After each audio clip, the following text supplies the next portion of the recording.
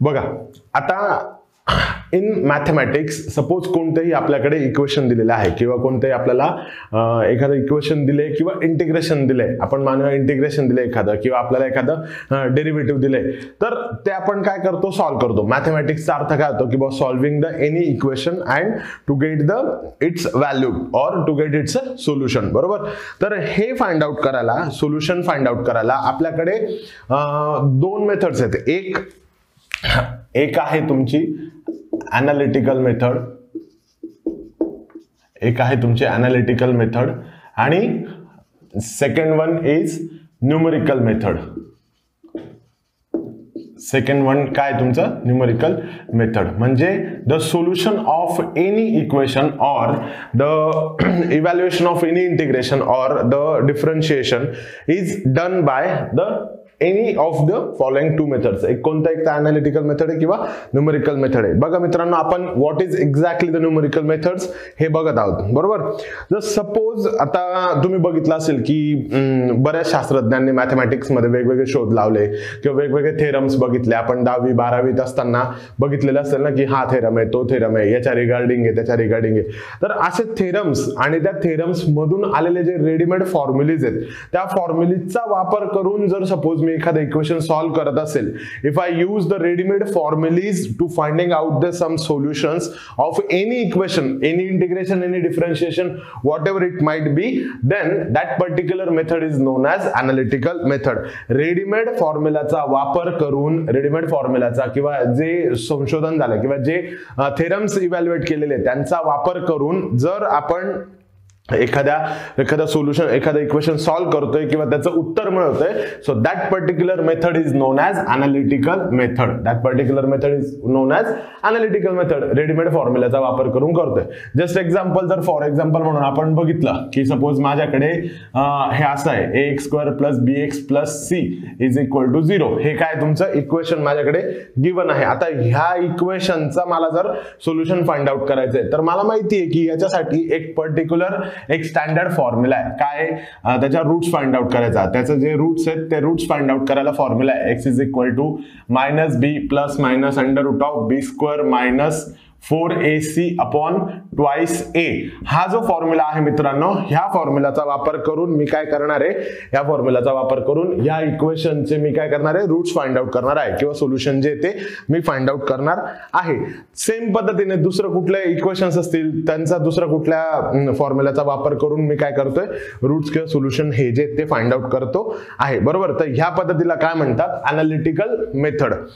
Analytical method. पण जर suppose मी अशा रेडीमेड फॉर्म्युलीजचा वापर करून किंवा अवेलेबल फॉर्म्युलीजचा वापर न करता मी एखादी स्टँडर्ड न्यूमेरिकल प्रोसिजर डिफाइन केली, एखादा अल्गोरिदम डिफाइन केला. अल्गोरिदम म्हणजे काय की step wise procedure.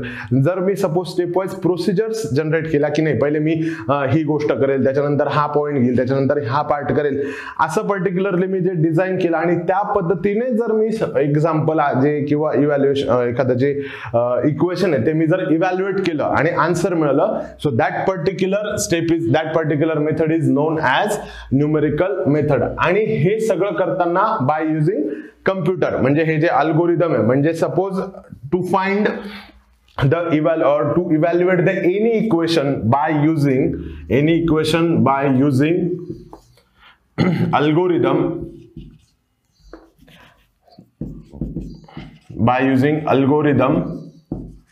or numerical procedure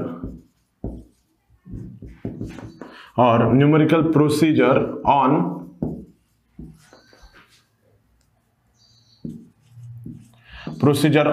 computer. हे जर केलं तुम्ही to find out or to evaluate the any equation, this method is known as numerical method. आता बघा, म्हणजेच न्यूमेरिकल मेथड मध्ये रेडीमेड फॉर्म्युलेचा वापर केला जात नाही. एखाद्या पर्टिक्युलर स्टेप्स ज्या आहेत त्या डिफाइन केल्या जातात आणि त्या स्टेप्सचा वापर करून किंवा त्या अल्गोरिदमचा वापर करून आपण काय करतो, आन्सर जे ते फाइंड आउट करत असतो. बघा, आता सगळ्यात महत्वाचा पार्ट आहे न्यूमेरिकल मेथड्सच्या, म्हणजे सगळ्यात इम्पॉर्टंट पॉइंट आहे न्यूमेरिकल मेथड्सचे इव्हॅल्युएशन का बरं झालं. न्यूमेरिकल मेथड्स का, कारण की आपल्याकडे तर होतं ना, इथे तर खूप जास्त थेरम्स लोकांनी काढून ठेवलेले आहेत, खूप जास्त फॉर्म्युलीज आहेत, तरी पण न्यूमेरिकल मेथडचा वापर का करावा लागतोय, त्याच्या मागचं कारण असं आहे की numerical methods can be use to solve the polynomial of any degree. म्हणजे बघा डिग्रीचा काय अर्थ असतो मित्रांनो की हायेस्ट डेरिव्हेटिव्ह जो प्रेझेंट असतो त्याची जी पॉवर असते, हे बघा एखादं इक्वेशन आहे, त्या इक्वेशन मध्ये हायेस्ट डेरिव्हेटिव्ह जो प्रेझेंट असतो that is particularly the order of that equation, आणि त्या ऑर्डरची जी पॉवर असते त्याला आपण काय म्हणतो, डिग्री म्हणतो. तर अनालिटिकल मेथड मध्ये बघा नीट लक्ष द्यायचं इथे, अनालिटिकल मेथड मध्ये डिग्री जी आहे degree must be less than 4. म्हणजे 4 डिग्रीच्या वरती, म्हणजे डिग्री जर सपोज 4च्या वर असेल तर at that time analytical method will not be able to solve that equation. So मग अशा पद्धतीत अशा कंडिशन मध्ये काय करायचं, जर सपोज डिग्री जर 4च्या वरती असेल तर त्या ठिकाणी आपल्याला काय करावं लागणार आहे, न्यूमरिकल मेथड्सचा वापर करावा लागणार आहे. So note down the first point about the numerical method. It is very important that the numerical method is used to solve the numerical method is used to solve the polynomial of the numerical method is used to solve the polynomial of any degree ला काय करायचं, underline करायचं. सगळ्यात best सगळ्यात important point आहे numerical method is used to solve the polynomial of any degree. Suppose the question might be asked like that की numerical methods हा किती नंबरच्या किती डिग्रीसाठी वापरला जातो, 1 2 3 किंवा एनी डिग्री असं असेल तर तुमचा आन्सर काय पाहिजे, तुम्हाला माहिती पाहिजे any degree. Second important point आहे regarding numerical methods. The numerical methods is used to solve linear as well as non-linear equations. बघा मित्रांनो, पहिले तुम्हाला काय सांगितलं की numerical method can be used to solve the polynomial of any degree. बरोबर, कुठलंही polynomial equation जे असेल, polynomial of any degree, polynomial of any degree हा एक पॉइंट झाला तुमचा, न्यूमरिकल मेथड यूज केलं जातं. आणि second point is numerical method is use to solve the linear as well as non-linear equations. बघा हा पण पॉइंट लिहून घ्या की numerical methods is used to solve linear as well as non-linear methods किंवा नॉन लिनियर इक्वेशन्स. बरोबर, हे दोन पॉइंट खूप इम्पॉर्टंट आहेत मित्रांनो. आता बघा हा जो मुद्दा आहे की याच्यात आपण एनी डिग्री पर्यंत कुठली डिग्री असेल तरी आपण सॉल्व्ह करू शकतो किंवा लिनियर ॲज वेल ॲज नॉन लिनियर इक्वेशनचा वापर करून आपण करू शकतो. तर हाच एक बेसिक फायदा आहे न्यूमेरिकल मेथड्सचा, किंवा it is used on a wider range. म्हणजे याच्यापेक्षा अनालिटिकल मेथड पेक्षा याचा जो एक्सटेंट आहे तो खूप जास्त वरती का, कारण की तुम्हाला सरळ सरळ दिसतं ना, कुठल्या पण डिग्रीचा जो पॉलिनॉमियल आहे तो आपण सॉल्व्ह करू शकतो. किंवा सपोज इक्वेशन लिनियर असेल किंवा नॉन लिनियर असेल, दोघं गोष्टींमध्ये आपण न्यूमेरिकल मेथड्सचा वापर करू शकतो. तर बेसिकली जर बघायचं झालं की न्यूमेरिकल मेथड्सचा वापर काय काय असतो किंवा न्यूमेरिकल मेथड कोणत्या कोणत्या गोष्टी सॉल्व्ह करायला आपण हे करतो, तर ते आपण बघूया. कुठल्या गोष्टींसाठी प्रॉपरली युटिलाइज केलं जातं.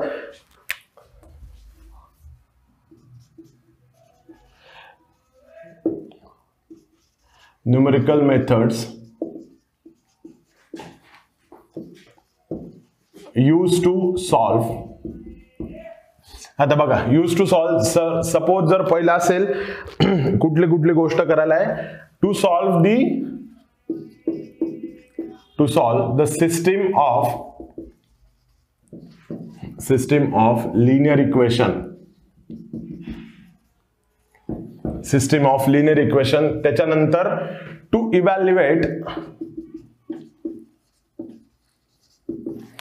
evaluate definite integrals.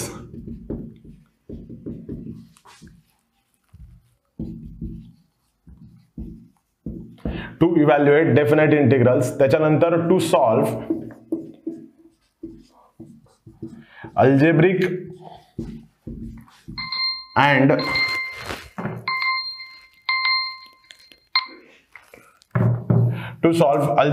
and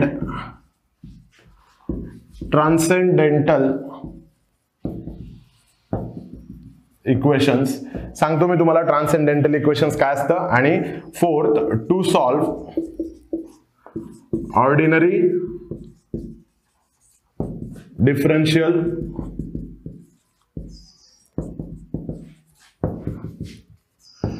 equations. म्हणजे बघा न्यूमेरिकल मेथड्सचे जे मेन ऍप्लिकेशन्स आहेत ते काय काय आहे की आपण system of linear equation solve करू शकतो, डेफिनेट इंटिग्रल सॉल्व्ह करू शकतो, अल्जेब्रिक इक्वेशन्स किंवा ट्रान्सेंडेंटल इक्वेशन्स सॉल्व्ह करू शकतो, किंवा मग ऑर्डिनरी डिफरन्शियल इक्वेशन्स सुद्धा आपण सॉल्व्ह करू शकतो.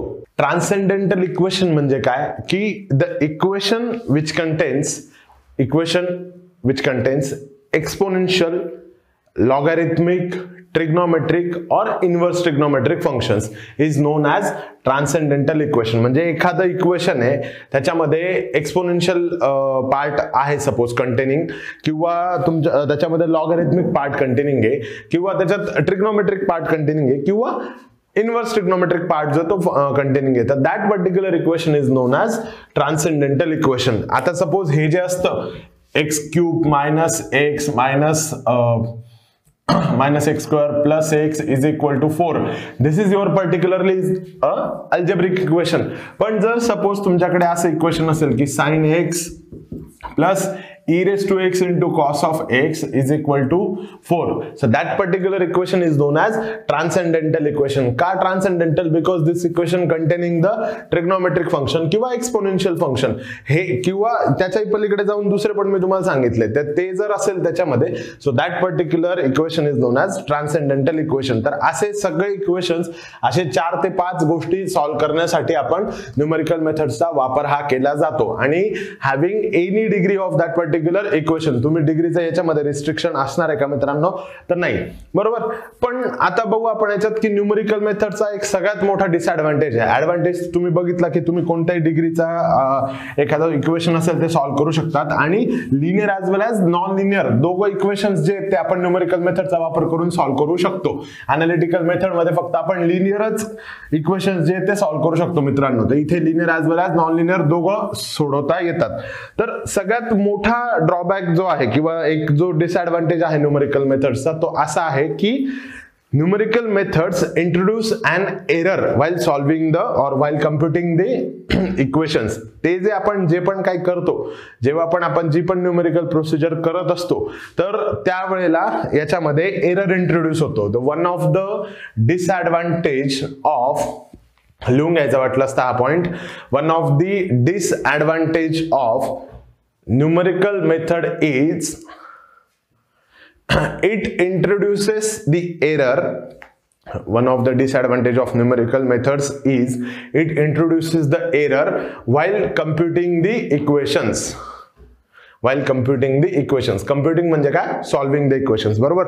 आता जर बघा एरर जनरेट होतोय, तर एरर जनरेट होतोय म्हणजेच काय, हे काम जे किंवा हे न्यूमेरिकल मेथड जे ते ॲक्युरेट आहेत का मित्रांनो? तर नाहीये. तर numerical methods are approximate methods. काय म्हणतोय मी बघा, तुम्हाला काय सांगतोय की numerical methods are approximate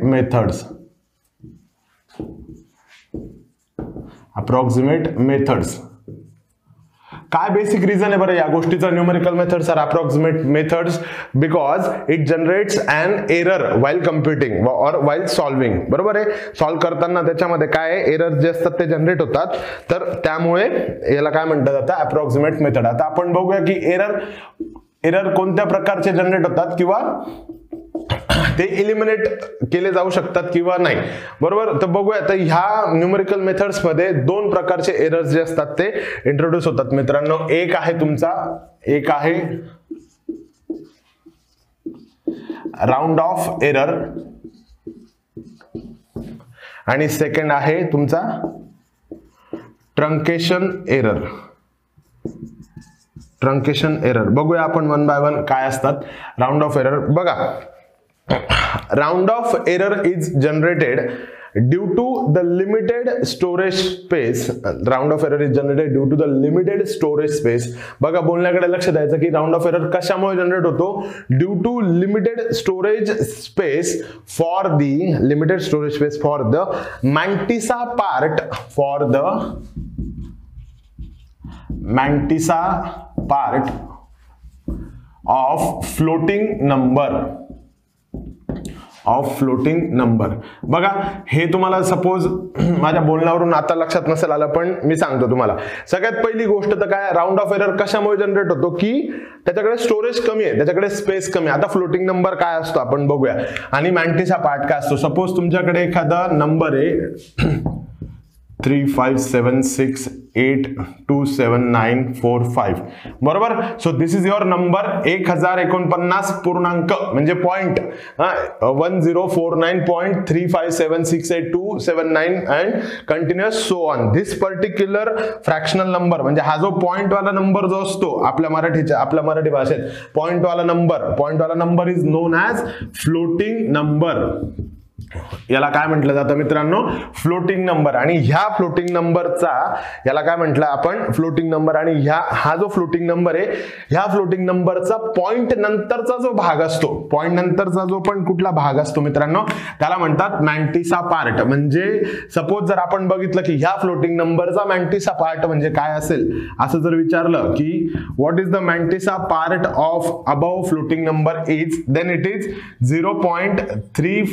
0.3576827945. So this is particularly the mantissa part. आता बघा, आता असं आपण ज्यावेळेस न्यूमेरिकल मेथड सॉल्व्ह करत असतो बरोबर, किंवा जेव्हा ते स्टेप वाईज प्रोसिजर चालू असतात, तर असे बरेच मोठे जे पॉइंट्स असतील, मोठे जे फ्लोटिंग नंबर असतील, ते काय होतात त्याच्यामध्ये जनरेट होत जातात. तर आता एवढी तर प्रत्येक वेळेस स्पेस अवेलेबल नसते तिथे की जेणेकरून आपल्याला हे सगळेच्या सगळे डिजिट त्याच्यामध्ये लिहिले जातील. सो हे असं न करता आपल्याला काय करावं लागतं की काही जे पर्टिक्युलर डिजिट्स आहेत ना ते काढून टाकावे लागतात. आणि आता सपोज इथे 8 आहे, तर याला मला काय करून घ्यावं लागेल, त्याला राऊंड ऑफ करून, किंवा हा 8 करून याला राऊंड ऑफ करून काय करून घ्यावं लागेल, 7 करून घ्यावं लागेल बरोबर. तर इतका पूर्ण मोठा नंबर लिहिण्यासाठी तिथे जागा होती का, तर नव्हती. तर ती जी स्टोरेज आहे ती लिमिटेड होती. मग ह्याच गोष्टीमुळे की आपण जे इथले नंबर्स काढून टाकले किंवा आपण जे राऊंड ऑफ केलेले, तर त्या गोष्टीमुळे जो एरर इंट्रोड्यूस होतो, that particular error is known as round off error. लक्षात आलं मित्रांनो. काय बेसिक सगळ्यात मेन काय आहे, मॅन्टिसा पार्ट समजला तुम्हाला. हा जो असतो याला काय म्हणतात, फ्लोटिंग नंबर. जो पॉइंट मध्ये नंबर असतो आणि पॉइंट पासूनचा जो पुढचा पार्ट असतो, that is particularly is known as mantissa part बरोबर. तर फ्लोटिंग नंबरचं जर आपण राऊंड ऑफ एररचं जर आपण बघितलं, तर राऊंड ऑफ एरर लिहून घ्या वाटलं असतं, लिहून घ्या regarding round off error. The round of errors introduced due to the round of errors is introduced due to the limited storage space. Round of error is introduced due to the limited storage space for mantissa part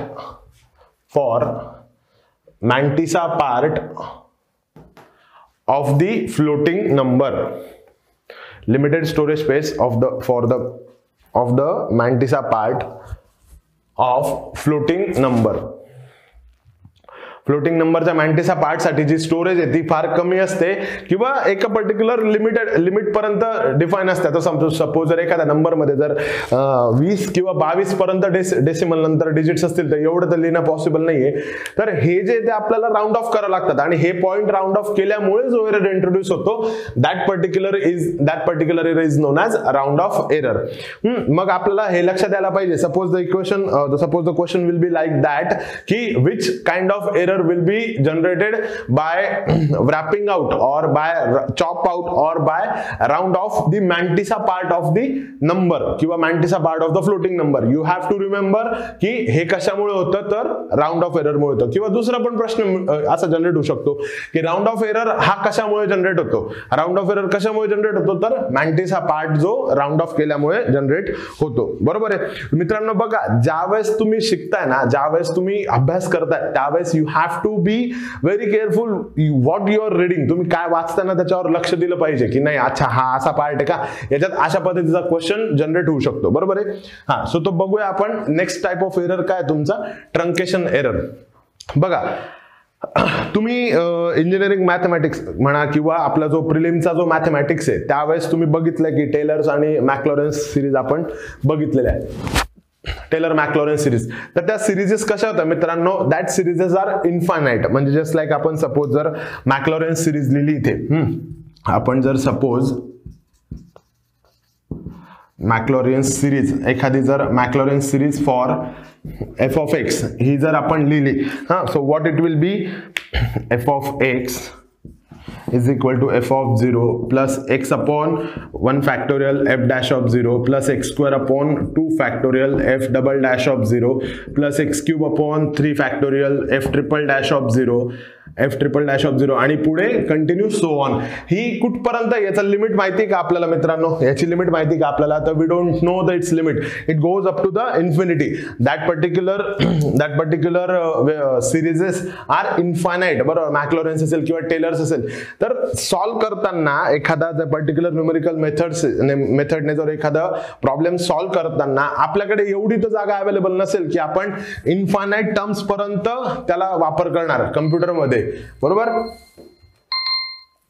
we don't have that much space की we utilize the complete series. आता infinite numbers आहेत त्याच्यामध्ये, तर तुम्ही कसं वापरणार, तर आपल्याला काय करावं लागतं की एक पर्टिक्युलर फिक्स्ड किंवा एक particular limited number of steps पर्यंतच किंवा नंबर पर्यंतच आपल्याला ही सिरीज जी ना ती वापरावी लागते.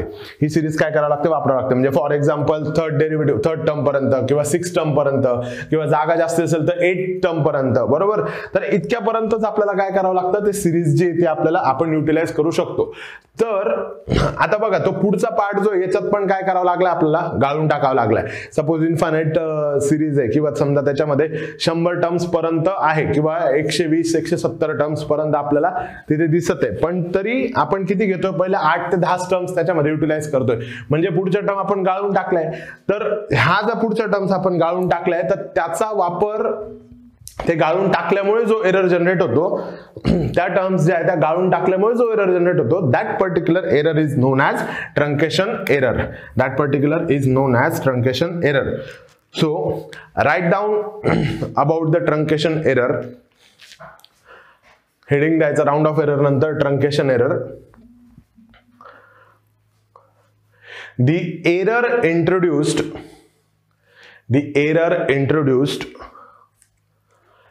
due to uses of limited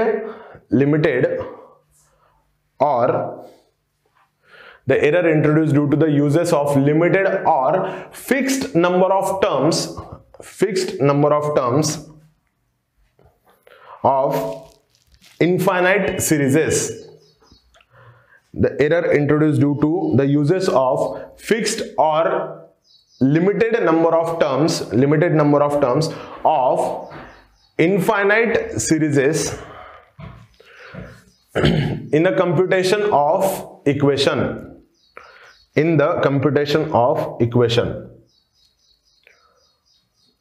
खाली लिहून घ्यायचं वाटलं असं, तुम्हाला मराठीत वाटत असेल की हे लक्षात नाही येणार मला, तर असं लिहून घ्यायचं की मॅक्लॉरेन्स किंवा टेलर सिरीज या इन्फायनाइट आहेत, तर इन्फायनाइट सिरीजचे पूर्णपणे टर्म्स आपण वापरू शकतो का, तर वापरू शकत नाही. लिमिटेड टर्म्स वापरावे लागतील आपल्याला, आणि त्या लिमिटेड टर्म्स वापरत असल्या कारणाने जो एरर इंट्रोड्यूस होतो, that particular error is known as truncation error. बघा मित्रांनो, हे जे एरर्स आहेत, कुठले 2 एरर आपण पाहिलेत की एक राऊंड ऑफ एरर आणि एक truncation error.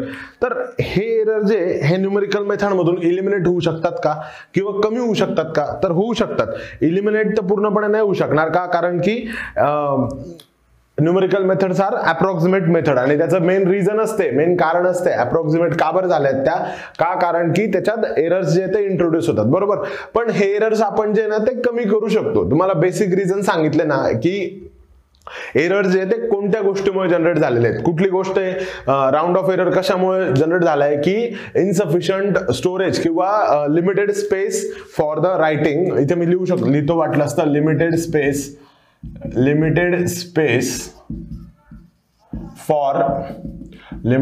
For the mantissa part of the floating number, बरोबर.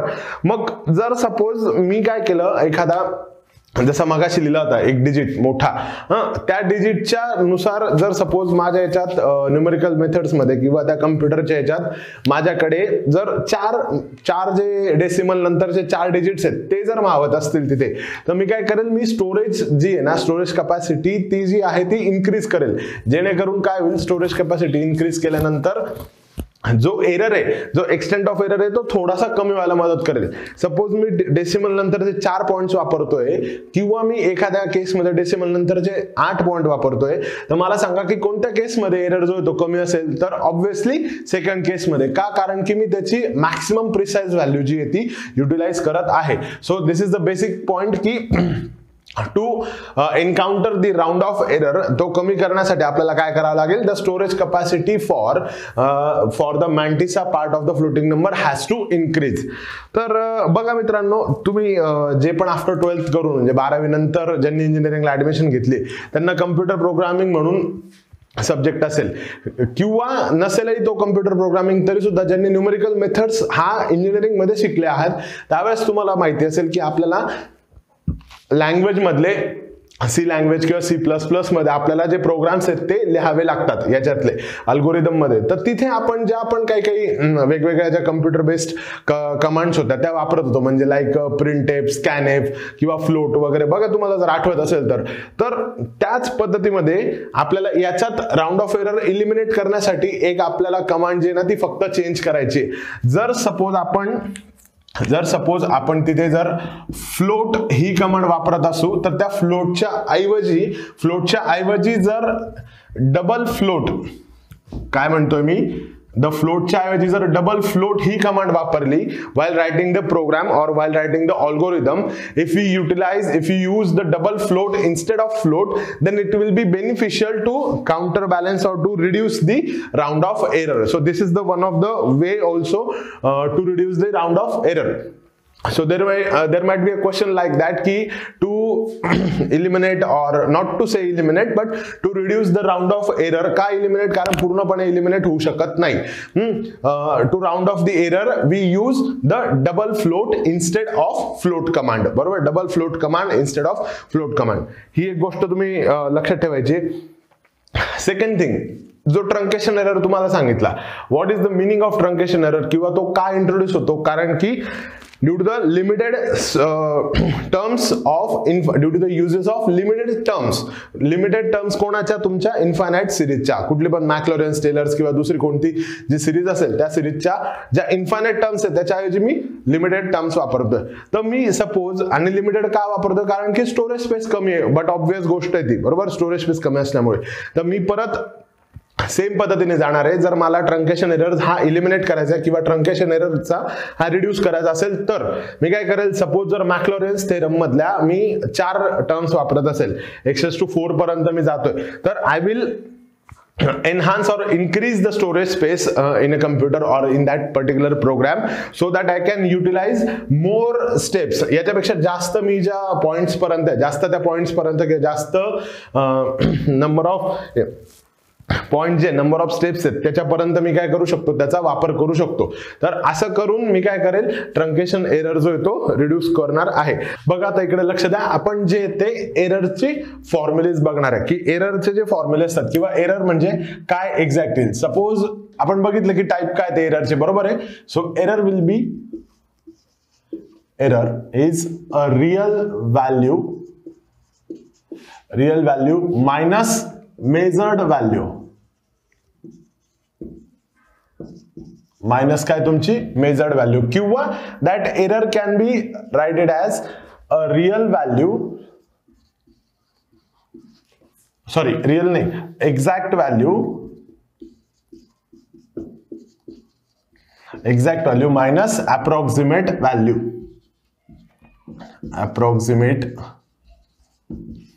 व्हॅल्यू, बरोबर. हे एकच झालं की नाही मित्रांनो, बोथ आर सेम. एक तर रिअल असेल किंवा एक्झॅक्ट म्हणू शकतो आपण त्याला, किंवा मेजर्ड असेल त्याला आपण अप्रॉक्सिमेट म्हणू शकतो, बरोबर. So this is the error, this is the formula for the error. Error कसा फाइंड आउट करायचा, तर ह्या पद्धतीने. जर सपोज मी ह्याच एररला मी परत लिहिला, या दोघांपैकी एकच फॉर्म्युला यूज केला तरी, एकच वर्डिंग्स यूज केली तरी चालणार आहे, because it is the same. Exact value minus approximate value minus approximate value. आणि याला जर मी सपोज मॉडमध्ये घेतला, म्हणजे जर सपोज हा जो आहे एरर हा निगेटिव्ह नाही आला पाहिजे, सपोज जर याला मी मॉडमध्ये घेतला, so that particular error is known as absolute error. लक्षात ठेवायचं मित्रांनो की जो एरर आहे, the error which is always positive is known as absolute error. Absolute error is always positive का? कारण की मॉडरेटर मध्ये मॉडमध्ये येतो, बरोबर आहे. Exact value minus approximate value. आता मी काय करतो, हाच फॉर्म्युला मी लिहितो परत एकदा. Exact value minus approximate value, minus approximate value. आणि ह्याच फॉर्म्युलाला मी काय करतो, परत एकदा डिवाइड करतो एक्झॅक्ट व्हॅल्यूने. परत मी काय करतोय, एक्झॅक्ट व्हॅल्यूने डिवाइड करतो आहे. सो हे जे मी केलंय यावरच्या ॲब्सोल्यूट एररचाच फॉर्म्युला घेतला आणि त्यालाच डिवाइड बाय एक्झॅक्ट व्हॅल्यूने किंवा रिअल व्हॅल्यूने मी जर डिवाइड केलंय, so that particular error is known as relative error. लक्षात घ्यायचं आहे मित्रांनो, काय आहे तो रिलेटिव्ह आहे ना, बिकॉज इट इज रिलेटिव्हली. कोणाच्या रिलेटिव्ह आहे, जी ओरिजिनल व्हॅल्यू आहे ती. So it can be writing as absolute error upon exact value. बरोबर आहे का हे लिहिलेलं? बरोबर आहे. वरचा हा जो पार्ट आहे तो काय आहे आपल्याला माहिती, दिस इज द ॲब्सोल्यूट एरर हे ह्या हिशोबाने. आणि जर सपोज याच फॉर्म्युलाला मी मल्टिप्लाइड बाय 100 केलं, तो that particular error will B relative percentage error. काय येणार आहे, जर मी सपोज यालाच या सेम फॉर्म्युलाला काय करतोय, exact value minus approximate value upon exact value multiplied by 100. So this particular type of error or this particular term is known as relative percentage error. So बघा हे जे 4 फॉर्म्युले आहेत मित्रांनो एररचे, हे फक्त तुम्हाला लक्षात ठेवायचं आहे. एरर म्हणजे बेसिकली काय, real value minus measured value. एखादी ओरिजिनल आणि त्याची मोजमाप केलेली, बरोबर. आपण सर्वे मध्ये सुद्धा एरर बघतो, बरोबर आहे ना. सो त्याच्यात पण तेच असतं की ऍक्च्युअल किती आहे आणि मोजलेलं किती आहे, बरोबर. So this is the your error. आणि ऍब्सोल्यूट मध्ये काय करतो, तोच फॉर्म्युला वापरलाय, फक्त मॉडरेटर मध्ये घेतलेला आहे. म्हणजे absolute error is always positive. तो एरर कधीच निगेटिव्ह येणार नाही. आणि त्याच ॲब्सोल्यूट एररला जर मी एक्झॅक्ट व्हॅल्यूने डिवाइड करतोय, त्याच्याने जर डिवाइड करतोय, तर आपल्याला काय मिळणार आहे, रिलेटिव्ह एरर मिळणार आहे. So relative error can be writed as a absolute error upon exact value. आणि सेम जर मी रिलेटिव्ह एररला मल्टिप्लाइड बाय 100 करत असेल, so what we get a relative percentage error. So बघा मित्रांनो, व्हिडिओ पॉज करून ह्या गोष्टी ज्या आहेत त्या तुमच्या वहीमध्ये नोट डाऊन करून घ्या. रनिंग नोट्स ह्या बनवत चला, जेणेकरून त्या that will be very beneficial to you. Error वरती एक प्रश्न आलेला आहे, एररच्या फॉर्म्युलेज वरती. तो आपण ज्यावेळेस क्वेश्चन सॉल्व्ह करू त्यावेळेस बघणार आहोत बायसेक्शन मेथड मध्ये. बायसेक्शन मेथड वरून एक क्वेश्चन जो आहे तो विचारला गेलेला आहे. आता एक पॉइंट आहे regarding error, so that is very important. मला असं वाटतं की त्याच्यावरती क्वेश्चन हा विचारला जाऊ शकतो. आता एखादा न्यूमरिकल मेथड आहे कुठली पण, आता व्हेरियस मेथड्स आहेत, बरोबर. न्यूमरिकल मेथड मध्ये बऱ्याच मेथड आहे, तर प्रत्येक मेथडचा एरर जो आहे ना मित्रांनो तो वेगवेगळा आहे, बरोबर आहे. पण मग तो एरर किती इंट्रोड्यूस होणार आहे हे कशावरून ठरतं, तर त्या पर्टिक्युलर मेथडच्या ऑर्डर वरून काय होतं ठरतं. सो मी जो पॉइंट लिहितोय तो पॉइंट तुम्ही माझ्यासोबतच लिहून घ्यायचा आहे. The order of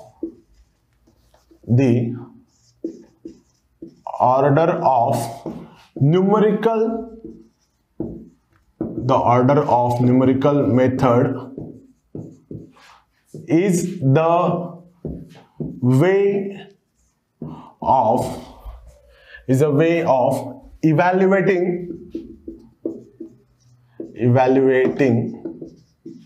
the extent of error.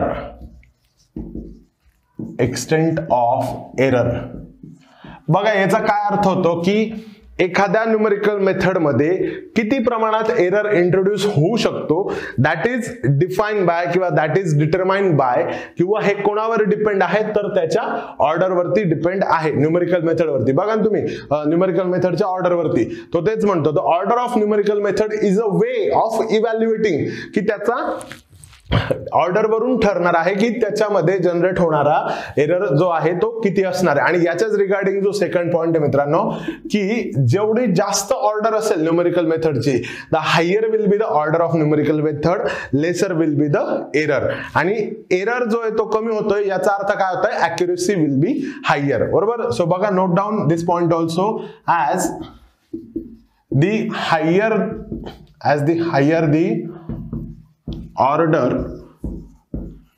order of numerical method,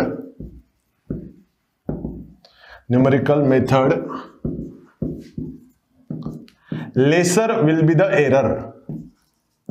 काय म्हणतोय मी, बघा व्यवस्थित लक्ष द्यायचं. lesser will be the error and greater will be the accuracy, and greater will be the accuracy. So this is the two very important point regarding the errors, की error जो आहे तो कशावर डिपेंड आहे तर ऑर्डर वरती depend आहे numerical मेथडच्या. न्यूमेरिकल मेथड म्हणजे वेगवेगळे आहेत ना, बायसेक्शन मेथड आहे सपोज, किंवा सिक्वेंट मेथड आहे, किंवा रेग्युलर फॉल्स आहे, किंवा न्यूटन रॅप्सन आहे, किंवा अजून कुठल्या पण आहेत त्या, रंगकुट्टा मेथड पण आहे, म्हणजे ते आपल्याला नाही सिलेबसला पण त्यांचे नाव सांगतो, किंवा एखादं Gauss elimination, Gauss Seidel methods आहेत. तर प्रत्येकाची काही ना काही ऑर्डर असेल, प्रत्येक मेथडची ऑर्डर असेल, तर त्या ऑर्डर वरून त्याच्यामध्ये जनरेट होणारा जो एरर आहे ना तो आपण इव्हॅल्युएट करू शकतो किंवा क्वांटिफाईंग करू शकतो. सो आणि ही गोष्ट नेहमी लक्षात ठेवायची, ऑर्डर जितकी जास्त असेल तेवढंच त्याच्यात जनरेट होणारा एरर काय असेल तो कमी असेल. ऑर्डर जास्त, एरर कमी, आणि एरर कमी म्हणजेच ॲक्युरसी काय होणार आहे तुमची वाढणार आहे. So you can write it as like that, order जास्त, इंट्रोड्यूस होणारा एरर कमी. आणि जर एरर कमी आहे याचा अर्थ काय झाला तुमचा, ॲक्युरसी विल बी मोर. मग तुम्ही हे असं पण रिलेशन घेऊ शकता की ऑर्डर जास्त तर ॲक्युरसी जास्त, ऑर्डर कमी असेल तर एरर वाढेल आणि ॲक्युरसी काय होणार आहे तुमची डाऊन होणार आहे. सो हा पण मुद्दा, हे पण पॉइंट्स तुम्ही तुमच्या नोटबुक मध्ये कव्हर करून घ्यायचे, हे लिहून घ्यायचे आहे. याच्यावरती सुद्धा क्वेश्चन जो आहे तो विचारला जाऊ शकतो. बघा मित्रांनो, आतापर्यंत आपण लेक्चर मध्ये न्यूमेरिकल मेथड्स काय आहे, तो कशामुळे इंट्रोड्यूस, किंवा त्याच्यातले एरर्स कोणते आहेत या गोष्टी आपण बघितल्या, किंवा एररचे जे टाईप आहेत किंवा फॉर्म्युले आहेत हे आपण आतापर्यंत बघितलं आहे. आता नेक्स्ट लेक्चर मध्ये आपण ऍक्च्युअल मेथड्सला सुरुवात करणार आहोत, न्यूमेरिकल मेथड्स याच्या प्रॉब्लेम साठी. सो एकच गोष्ट तुम्ही कंटिन्युअसली फॉलो करायची, की जे पण मी लेक्चर सिरीज मध्ये आपल्याला सांगणार आहे ते जिथे जिथे बोललो की तुम्ही हे नोट डाऊन करून घ्या, ते नोट डाऊन करत चालायचं आणि कंटिन्युअस रिव्हिजन करत चालायची आहे. सपोज तुम्ही आज 2 लेक्चर बघितले, 3 लेक्चर बघितले, तर तुम्ही त्याचं रिव्हिजन झाले पाहिजे, जेणेकरून तुमची प्रॅक्टिस वाढेल. Okay, so thanks for watching friends and keep study.